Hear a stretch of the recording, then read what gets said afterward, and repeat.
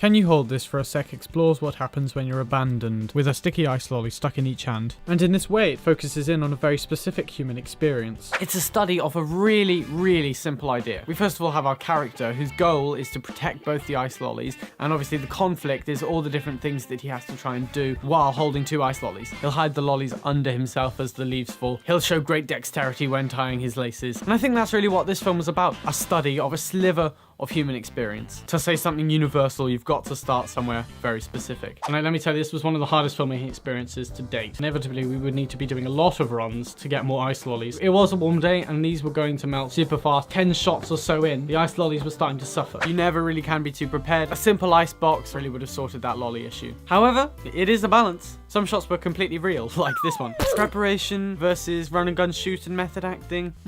I'm gonna be honest, it wasn't my best camera work, and because of just the pressure of the lollies, I didn't really have the time to figure out what shots I would need for the best continuity, and I genuinely wasn't sure I was going to be able to make it work. But as I started putting it together, miraculously, those shots of her walking around proved exceptionally useful for just breaking up the bits where I didn't have the right shots for continuity. I found it particularly difficult to figure out where to put the camera using that one subject. One solution might have been to get a lot more close-up cutaways of the things he's doing with his hands. Another solution would have been to have 2 camera shooters on a close-up of the hands and a wide shot of everything. One other issue I faced though was the continuity of the lollies, which were completely gone in some shots. So in After Effects, I basically just stuck on a lolly from a previous frame, and it looks okay. I did a full pass of sound design, replacing every sound seen on screen. I recorded these sounds with the Zoom H4n and the Rode VideoMic Pro Plus.